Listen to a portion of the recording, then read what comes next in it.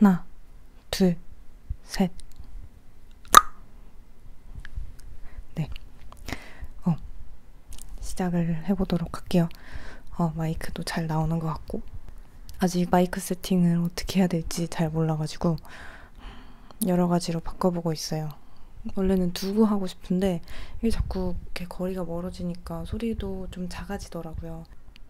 자, 오늘의 주제는 버클리의 학비 그리고 장학금에 대해서 살짝 얘기해 보려고 해요.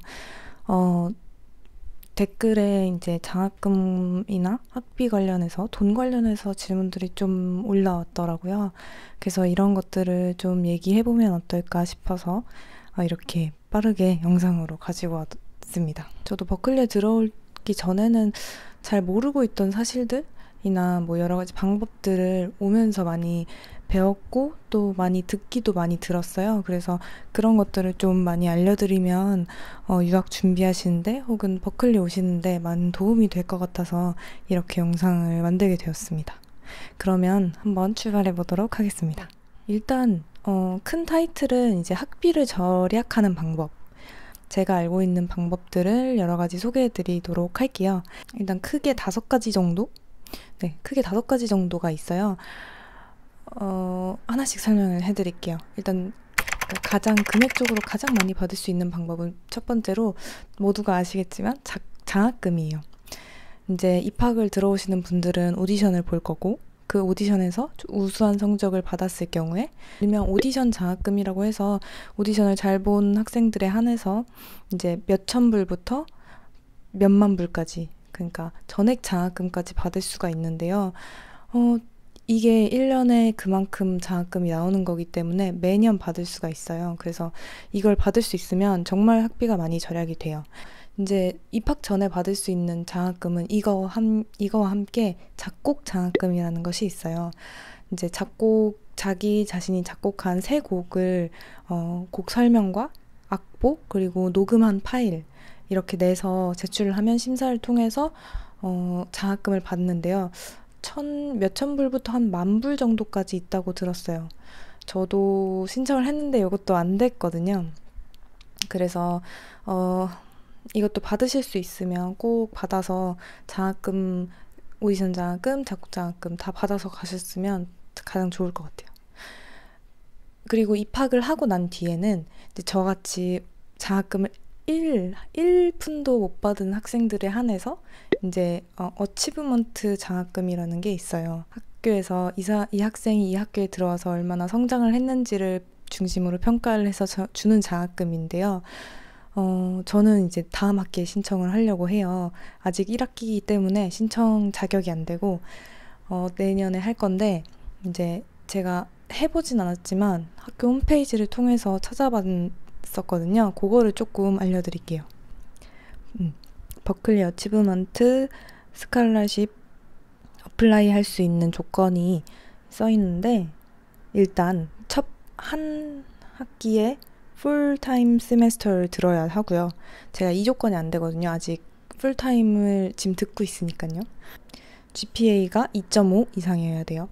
그리고 세메스터 레벨이 3 이상이어야 되거든요. 이 세메스터 레벨 같은 경우는 이따가 설명드릴 뭐 테스트아웃 제도라든가 트랜스퍼 크레딧 등등을 통해서 학점을 인정을 받을 수가 있는데요. 이런 인정을 받게 되면 실제 다니고 있는 학기보다 조금 더 높은 세메스터 레벨을 받을 수가 있어요. 그래서 그 세메스터 레벨이 3레벨 이상이어야 한다고 돼 있습니다. 그리고 메이저를 디클레어 해야 한다고 써 있고요. 그러니까 디클레어라는 것이 전공 선택하는 거예요. 아직 저는 전공 선택이 안 돼 있는데 다음 학기에 신청을 할 건데 이게 디클레어가 완료가 되어야 이 장학금 신청할 수 있습니다. 그래서 요 세 조건이 되는 학생들에 한해서 심사를 통해서 장학금을 수여하는데요. 이게 금액적으로 얼마를 받는지는 잘 모르겠어요. 제가 아직 해보진 않아서. 근데 뭐 여러 가지 평가하는 것 같아요. 뭐 그러니까 악기 실력이라든가 뭐 이 학생의 성적, 뭐 포트폴리오, 자기가 한 작업물 이런 거 위주로 심사를 하는 것 같고요. 제가 앞으로 장학금을 받을 수 있는지는 제 채널을 구독해 주시면 제 일상 채널에서 확인하실 수 있으니까요. 꼭 구독하기. 네. 그리고 두 번째로는 테스트아웃 제도라는 제도가 있어요. 버클리에서 코어 뮤직이라고 하는 필수 교양 같은 건데요. 하모니, 청음, 어레인징, 그리고 엠텍 이렇게 4가지를 테스트아웃을 할 수 있는데요. 이제 입학할 당시에 입학을 하고 나서 오리엔테이션 기간에 ESPA라는 시험을 보게 됩니다. 이게 바로 테스트아웃 시험인데요. 그날 시험 보는 건 2과목이에요. 하모니랑 어레인징 시험을 보고요. 이어 트레이닝 같은 경우는 온라인으로 집에서 봐요. 아마 입학 전에 보게 되실 거예요. 그렇게 되고 엠텍도 온라인으로 보게 됩니다. 그래서 요 네 과목을 시험을 보게 되는데요. 엠텍을 테스트아웃을 안 해서 그건 아마 18학점인 것 같아요. 18학점까지 이제 테스트아웃을 할 수 있어요. 이 학생이 요 과목을 얼마나 잘하느냐 테스트아웃을 할 수 있는 건데요. 이제 하모니 1, 2, 3, 이어 트레이닝 1, 2, 3, 그리고 어레인징 1, 2까지도 가능하고요. 그리고 엠텍까지. 미리 한국에서 공부를 하고 오시면 이제 시험에서 잘 풀게 되면 이 과목을 면제해주고 학점 인정까지 해줘요. 사실 버클리가 코어 뮤직이 굉장히 좋은 학교로 알려져 있는데 나는 이 코어 뮤직을 다 듣고 싶다라고 생각을 하시면 다 들으시면 돼요.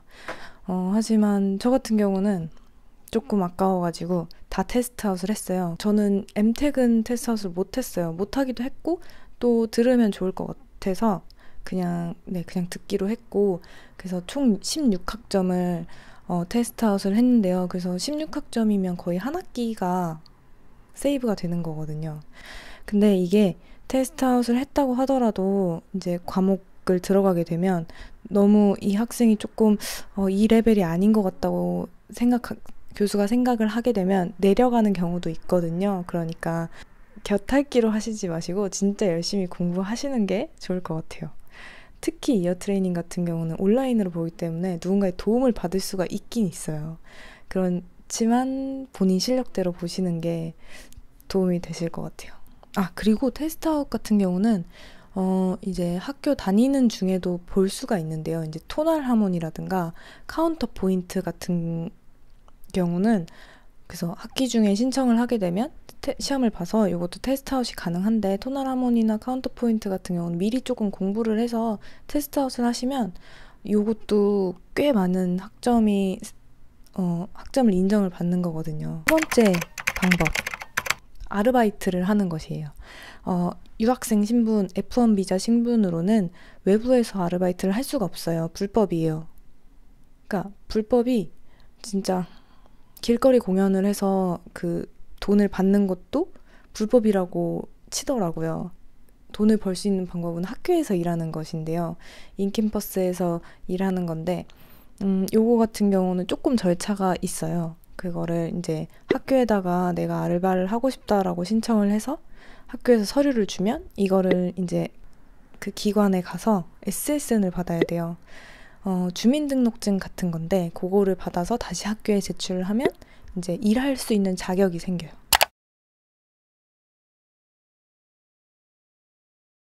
근데 자 오퍼가 오거든요. 자, 이런 포지션에 TO가 났다. 이런 포지션에 TO가 났으니까 지원을 하고 싶으면 뭐 이력서랑 커버레터를 보내라 라고 이렇게 메일이 가끔 와요.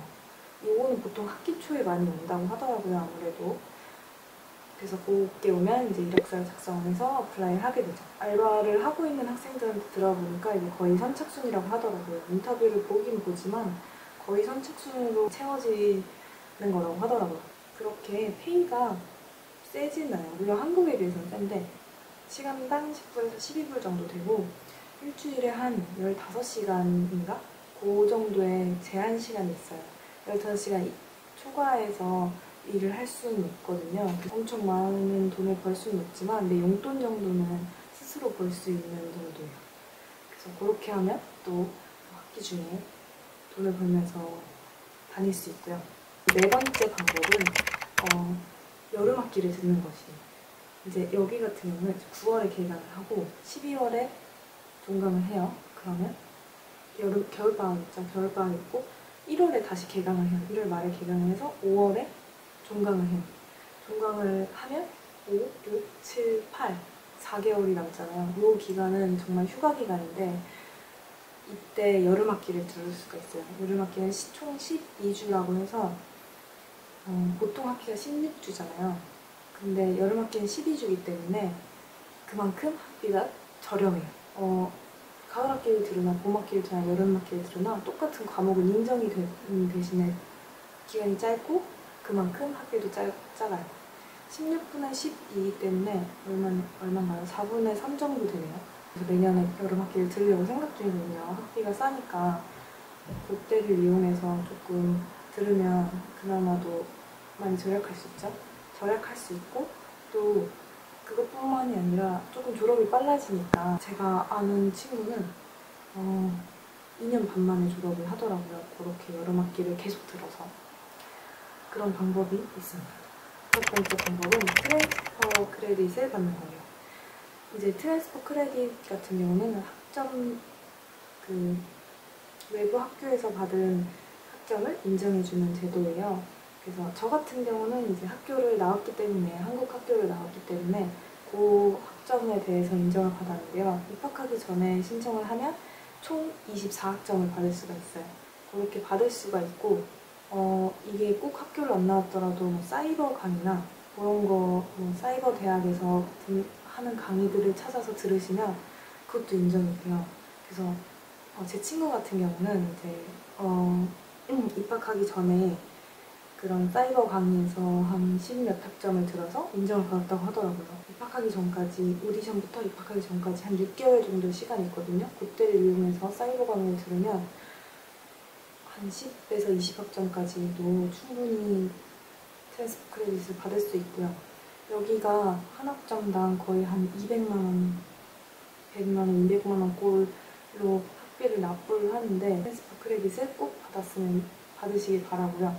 그리고 학기 중에도 이제 트랜스퍼 크레딧을 받을 수가 있는데 교양학기 같은 경우는 총 9학점을 받을 수가 있어요. 또 다른 방법으로는 코어뮤직 같은 경우는 이제 재즈 아카데미, 서울 재즈 아카데미에서 똑같은 강의가 있어요. 그럼 몇 가지 강의가 있는데 그 강의를 들으면 이제 똑같이 인정이 되거든요. 대신에 여기서 들을 때보다 거기서 들을 때가 훨씬 저렴하고, 그리고 또 다른 방법은 트랜스퍼 크레딧이 없으신 분들은 좋은 방법 중에 하나는 재즈 아카데미의 빈 트랙을 이용하는 거예요. 이거 같은 경우는 뭐 아시는 분들은 아시겠지만 서울 재즈 아카데미는 스자라고 부르거든요, 저희끼리는. 이제 스자 친구들 같은 경우는 거기를 이수를 하게 되면 총 60학점 인정이 되는 거예요. 그래서 정말 들어오자마자 전공 신청 바로 하고 학기 이제 코어뮤직 다 들어가지고 다 인정되고 그렇다고 하더라고요. 그거는 선택사항인 것 같아요. 스자를 갈 것인지 아니면 트랜스퍼 테스트아웃을 통해서 학점을 인정받을 것인지. 둘 다 장단점이 있지만 저는 스자 나오는 것도 충분히 좋은 방법인 것 같아요. 네, 여기까지 학비를 절약하는 5가지 방법에 대해서 알아봤습니다. 학비가 정말 비싸지만 그만큼 절약할 수 있는 방법은 여러 가지가 있어요. 어떻게 해서든 학점 인정을 받고 어떻게 해서든 돈을 벌고 할 수 있으니까요. 절대 오시고 싶으시단 꿈이 있으시면 포기하지 않으셨으면 좋겠어요. 네, 여기까지 학비 절약하는 방법 말씀드렸고요. 또 학비 관련해서나 다른 버클리 관련해서 궁금하신 사항 있으시면 댓글로 달아주시면 제가 아는 한, 제가 모르는 것도 많아서 제가 아직은 1학년이에요. 아는 한 제가 최대한 답변을 달아드리도록 할게요. 중간고사가 끝나고 다음 주부터 다시 이제 수업을 돌입하는데 오늘까지는 좀 놀고 싶은데 아직 숙제가 있네요. 그러면 다음 영상에서 다음 주제는 또 어떤 주제를 가져올지 모르겠지만 다음 영상에서 그리고 일상 영상에서 만났으면 좋겠습니다. 다음에 또 봐요. 안녕.